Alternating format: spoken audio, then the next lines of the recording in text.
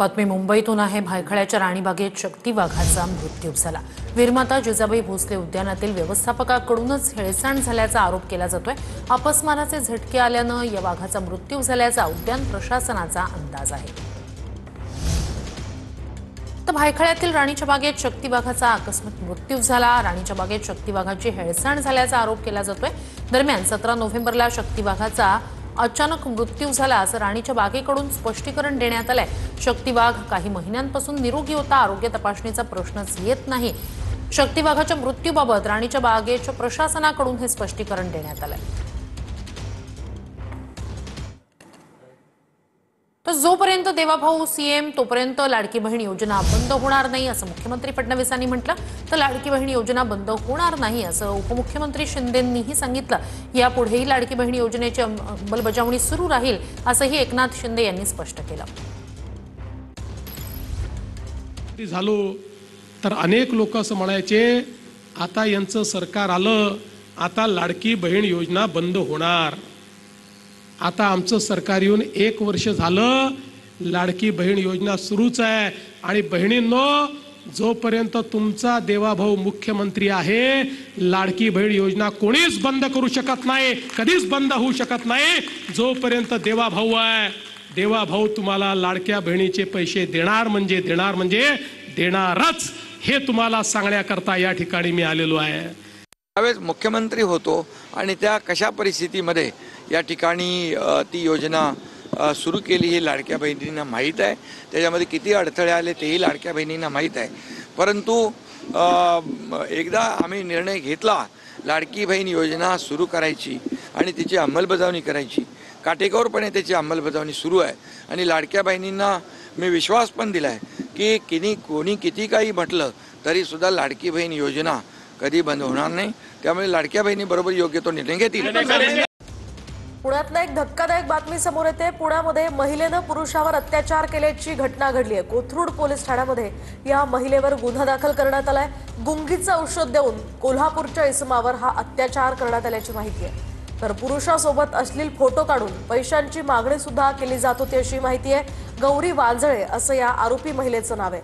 वकील असल्याची बतावणी करत महिलेनं धमकी दिली होती अशी ही माहिती समोर येते।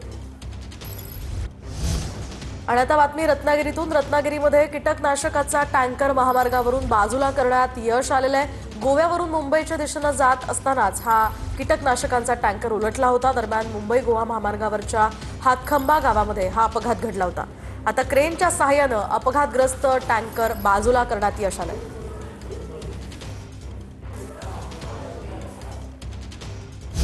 आता जाऊयात पुन्हा पुण्यात। पुण्याच्या वडगाव खुर्द या भागामध्ये लढाऊ विमानांचं प्रात्यक्षिक सुरू आहे। लोकवस्तीवरून 1 तास लढाऊ विमानांचं हे प्रात्यक्षिक सुरू होतं।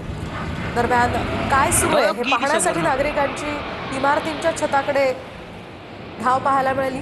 मात्र या ठिकाणी भागात लढाऊ विमानांचं प्रात्यक्षिक सुरू असल्याची आता दृश्य आपण रावणाची लंका अहंकारामुळे जळून खाक झाली असं वक्तव्य एकनाथ शिंदेंनी पालघरच्या डहाणूमध्ये केलं होतं। तर प्रभू श्रीरामाचा पक्ष आणि त्या पक्षाचा उमेदवार भरत लंका तर हा पेटवणार असं वक्तव्य फडणवीसांनी केलं। मुख्यमंत्री फडणवीस हे आज डहाणूमध्ये सभा घेत होते आणि त्याच वेळी त्यांनी हा टोला लगावला। डहाणूमध्ये भाजपकडून भरत राजपूत हे उमेदवार आहेत। डहाणूमध्ये आपण सगळेजण एकत्र आलेला आहात, एका अधिकारशाहीच्या विरोधामध्ये एकत्र आलेला आहात, अहंकाराच्या विरोधामध्ये एकत्र आलेला आहात। अहंकार तर रावणासारखा अहंकार होता, रावणाची लंका जळून खाक झाली अहंकारामुळे। आणि तुम्हाला 2 तारखेला तेच काम करायचं आहे, तेच काम करायचं आहे। ज्याला विकास समजतो, ज्याला कामं कशी करून याची माहिती आहे, असा भरत राजपूत आणि आपले 28 हे सगळे उमेदवार हे आपल्या पुढे आणलेले आहेत। आम्हाला डहाणूची नगरपालिका खुर्ची तोडण्याकरता नको, केवळ आमचा झेंडा पाहिजे लागला पाहिजे याकरता नको, तर एक मोठं परिवर्तन जे हातामध्ये घेतलंय, समाजातल्या प्रत्येक व्यक्तीच्या जीवनामध्ये एक सकारात्मक बदल जो करायचा आहे त्याचं उपकरण म्हणून ही डहाणूची नगरपालिका आहे। प्रभू श्रीरामांना मानणारा पक्ष आणि पक्षाचा उमेदवार भरत, अरे लंका तर हा पेटवणार आहे। आणि आता बातमी दमानियांची. पुणे जमीन प्रकरण मोठा घोटाळा आहे असं दमानिया म्हणाल्यात. सरकारी जमीन ढापण्याचा हा घोटाळा आहे असाही आरोप दमानियांनी केलाय. तर खोटी कागदपत्र सादर करून स्टॅम्प ड्युटी घेतली. रद्द होणारा घोटाळा नाही, कारवाई झालीच पाहिजे अशी मागणी दमानियांनी केली आहे. फार मोठा फ्रॉड आहे की त्यांनी LOI खोटे पेपर देऊन LOI घेतला. तो खोटा LOI देऊन स्टॅम्प ड्युटी घेतली. ती खोटी स्टॅम्प ड्युटी दाखवून सेल डीड करून घेतलं आणि सेल डीड नंतर ताब्यापर्यंत हे गेलं होतं.